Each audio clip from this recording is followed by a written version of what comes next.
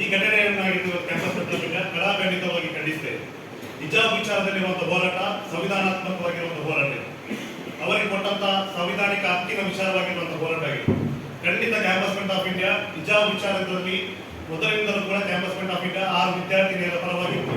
ಇವತ್ತು ರಾಜ್ಯಾದ್ಯಂತ ನಡೆಯುತ್ತಿರುವ ಪ್ರತಿಯೊಂದು ಹಿಜಾಬ್ ವಿಚಾರದಲ್ಲಿರುವಂತಹ ಹೋರಾಟದಲ್ಲಿ ಸಂವಿಧಾನಾತ್ಮಕವಾಗಿ ಕಾನೂನಾತ್ಮಕವಾಗಿ ನಾವು ಆ ಒಂದು ವಿದ್ಯಾರ್ಥಿಗಳ ಪರವಾಗಿ ನಿಲ್ಲುತ್ತೇವೆ ಅನ್ನೋದನ್ನ ಸ್ಪಷ್ಟವಾದಂತಹ ಸಂದೇಶವನ್ನು ನೀಡಿದ್ದೇವೆ. ಇಲ್ಲಿ ಎಲ್ಲಿ ಕೂಡ ಕ್ಯಾಂಪಸ್ಮೆಂಟ್ ಆಫ್ ಇಂಡಿಯಾದ ಹಿಂಬದಿಯ ಗುಮ್ಮಕಗಳಿಲ್ಲ. ಖಂಡಿತವಾಗಿ ಕ್ಯಾಂಪಸ್ಮೆಂಟ್ ಆಫ್ ಇಂಡಿಯಾ ಅವರ ನ್ಯಾಯಕ್ಕೋಸ್ಕರ ಮುಂಬದಿಯಲ್ಲಿ ಅವರೊಟ್ಟಿಗೆ ಅವರ ಒಂದು ಹೋರಾಟದಲ್ಲಿ ಮುಂಚಿನಲ್ಲಿ ಹೋರಾಟ ಮಾಡಲಿದೆ ಇರುವಂತಹ ಒಂದು ಸ್ಪಷ್ಟವಾದಂತಹ ಒಂದು ಸಂದೇಶ ನಾವು ಇವತ್ತು ಹೇಳಲಿಕ್ಕೆ ಇಚ್ಛಪಡ್ತಿದ್ದೇವೆ.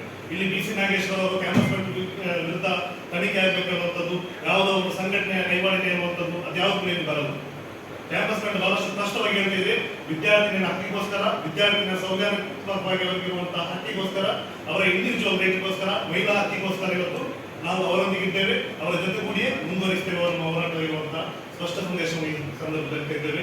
ಅದು ಹೊರತು ಈ ಘಟನೆಗೆ ಸಂಬಂಧಪಟ್ಟ ಹಾಗೆ ABP ಅವರು ಸಂಘ ಪರಿವಾರ ನಡೆಸಿರುವಂತಹ ಅಹಿತಕರ ಘಟನೆಗಳಾಗಿರ್ಬೋದು, ಕೋಮುಗಲಭೆಗೆ ಯತ್ನಿಸಿದಂತಹ ಪ್ರಕರಣಗಳನ್ನು ಕ್ಯಾಂಪಸ್ಮೆಂಟಿನ ತಲೆಗೆ ಕಟ್ಟಿಕೊಂಡು ಇವತ್ತು ಇದನ್ನು ಮುಚ್ಚಿ ಹಾಕುವಂತಹ ಪ್ರಯತ್ನದಲ್ಲಿ ಬರಬೇಡಿ.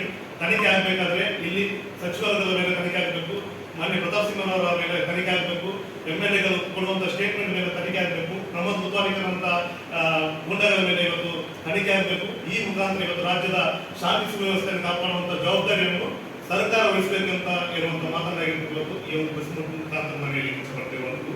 ಅದು ಹೊರತು ಕ್ಯಾಂಪಸ್ಮೆಂಟಿನ ತಲೆಗೆ ಹಾಕಿಕೊಂಡು ತಮ್ಮ ಜವಾಬ್ದಾರಿಯನ್ನು ನಾವು ಮುನ್ನಿಸಿಕೊಳ್ಳುವಂತ ಪ್ರಯತ್ನ ನೀವು ಮಾಡಬೇಡಿ ಇರುವಂತಾಗಿರ್ತದೆ. ಮಾನ್ಯ ಬೊಮ್ಮಾಯಿಯವರಲ್ಲಿ ನಾವು ಹೇಳುವಂತ ವಿಚಾರವಿದೆ.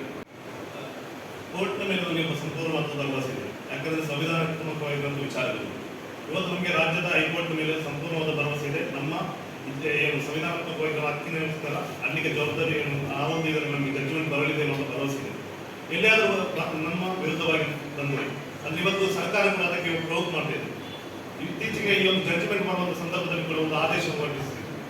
ಅಂದ್ರೆ ಸಮವಸ್ತ್ರವನ್ನು ಆಯಾ ಶಾಲಾ ಮಟ್ಟಕ್ಕೆ ಆಯಾ ಒಂದು ಮ್ಯಾನೇಜ್ಮೆಂಟ್ಗೆ ಬಿಟ್ಟಿರುವ ವಿಚಾರ. ಸರ್ಕಾರಕ್ಕೆ ಈ ಒಂದು ತರಾವರಿ ಅಂತ ಅವಶ್ಯಕತೆ ಇರಲಿಲ್ಲ. ಇವತ್ತು ಸರ್ಕಾರ ಇವತ್ತು ಏನು ಮಾಡ್ತಿದೆ, ಈ ಒಂದು ಜವಾಬ್ದಾರಿಯನ್ನು ಇವತ್ತು ಇನ್ಫ್ಲೂಯೆನ್ಸ್ ಮಾಡುವಂಥ ಒಂದು ಪ್ರಯತ್ನದಲ್ಲಿ ಇವತ್ತು ಇರುವಂಥದ್ದು. ನಮ್ಮ ಹೋರಾಟ ಸರ್ಕಾರದ ವಿರುದ್ಧ ಆಗಿರ್ತದೆ. ನಾವು ಹೈಕೋರ್ಟಿನ ಏನು ಡಿಸಿಷನ್ ಇದೆ ಅದಕ್ಕೆ ನಾವು ಬದ್ಧವಾಗಿರ್ತೇವೆ. ಸರ್ಕಾರ ಏನಾದರೂ ಈ ವಿಚಾರದಲ್ಲಿ ನಾವು ಒಂದು ವಿಚಾರವಾಗಿ ನಾವು ನಮ್ಮ ನ್ಯಾಯಕ್ಕೋಸ್ಕರ, ನಮ್ಮ ಬೇಡಿಕೆಗೋಸ್ಕರ ಸರ್ಕಾರದ ವಿರುದ್ಧ ಹೋರಾಟ ಮುಂದುವರಿಸಿದ್ದೇವೆ.